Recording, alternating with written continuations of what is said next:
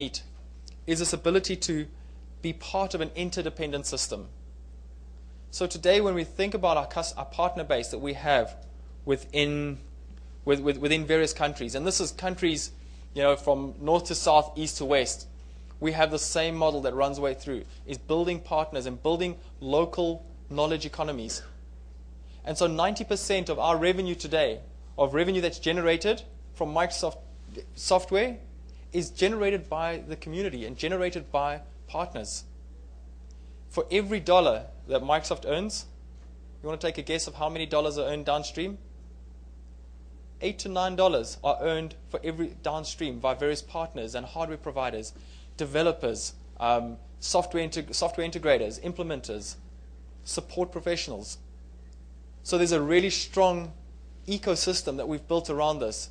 And this is not necessarily only on Microsoft proprietary solutions, but think about those open source developers that are writing products for the Microsoft platform. Mozilla, when we think about what we're doing within Sugar CRM, when we think about the stuff that we're doing with regards to PHP, there are entities behind this that partners are making significant money. And so our focus is really about building an ecosystem, an interdependent ecosystem that supports development, that supports growth of knowledge economies, that supports technology advancements within government, within education, within private sector. That's really what we work towards. And so we utilize this indirect model to really go ahead and actually achieve those goals and the requirements defined by companies and governments as well. So I think it's really kind of two ways that we can look at, I guess, the money aspect and how do we build these different business models that we have today. Well, one is what we refer to as that open core. And this is traditionally where we find open source software sitting at the plumbing level. And so there's very little investment that needs to happen from a software perspective to go ahead and build a data center or to build a platform. So what we do is we put in free software within the plumbing. However, the money has to come in from the various additional platforms and additional technologies that get built on top of that plumbing. And so we have this dual licensing strategy where so we give the free license and the free use of that technology at the core level, but then the customer ends up paying for things over and above that: deployment, services, systems integration, and potentially the license of that product that runs on top of the platform. In the Microsoft approach, we kind of look at this slightly differently. Where we see open source really playing a key role is that we have this license on the plumbing. Customers pay for a Windows Server license, and there's a couple of reasons for that. One, it promotes and fuels significant research and development.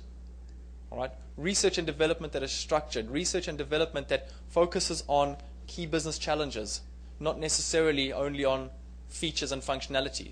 So how do we drive the next level of computing, whether it be Web 2.0, whether it be social computing, whether it be the next level of productivity into business environments? That funding also goes ahead and develops things like software development kits, APIs, to give developers the ability to easily write code and to easily write applications that plug in, that they don't have to worry about rewriting authentication mechanisms. They don't have to worry about writing network operating systems. They can focus on building the components and the technology and the solution that is required for that particular business need and to meet that particular business need. And so when we think about the indirect model and building that software and that knowledge economy, it's really about, so we build the platform, build the core infrastructure, the plumbing, and then give the various code samples, give the code bases, give the tools and the technologies to enable developers, whether they be open source, whether they be proprietary, to actually go ahead and build platforms over and above this. And so our Open Edge business model really focuses on a couple of components. When we think about Microsoft as an organization, this is not it's not a product company. We look at ourselves as a platform company, right? So we have a messaging platform, we have a database platform, We have a network operating system platform. We have a desktop operating system platform. We have a productivity platform. But each one of these platforms enables us to start building additional applications over and above this. And so these applications are built on the sets of tools that we make available to the developers that work really closely with us. And so this is things like Visual Studio, SharePoint Designer, to actually go ahead and actually build products and solutions, whether they be open source or closed. They can build it and run on top of that platform. So we open up the hooks and we open up the platform for you to be able to go ahead and develop on top of that. Just to give you some examples of where we see really rich, very powerful applications being built, and open source applications. So for us today, I guess one of the big components that we'd really like to talk about is PHP on IIS. So for those developers today and those organizations that have a web application that is developed in PHP, it doesn't necessarily have to run on an Apache platform. That can run in an IIS platform. And so what we have is we have the flexibility of that customer once again to choose, well, do I want to run ASP code and PHP code? Do I want to take the best of both development languages and development platforms and run that on a single server?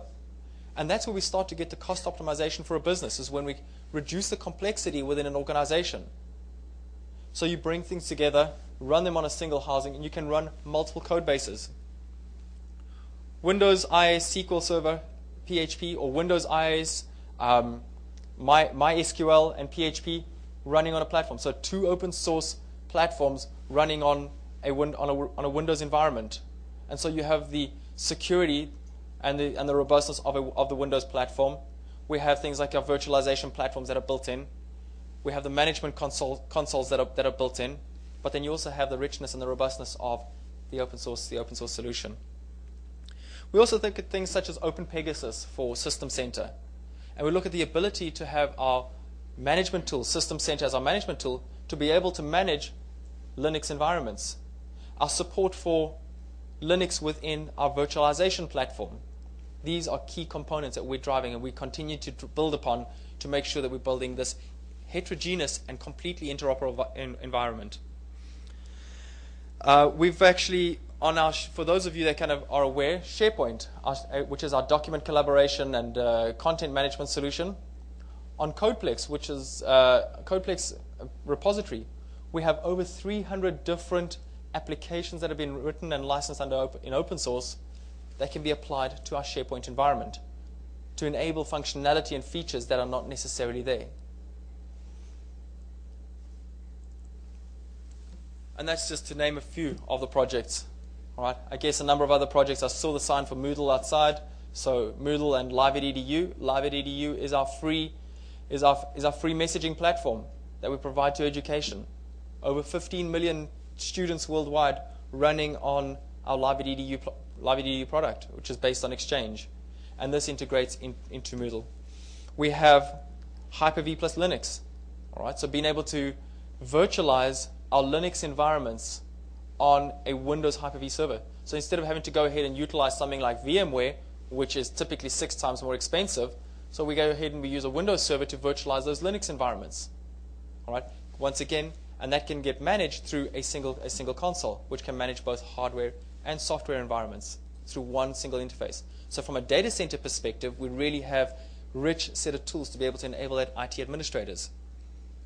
When we think about some of the partnerships that we have within Microsoft Research and how we've developed open source applications for things like HIV research.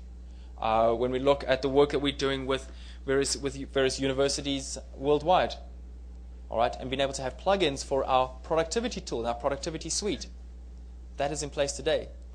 And then we're a member of the Apache Development Group.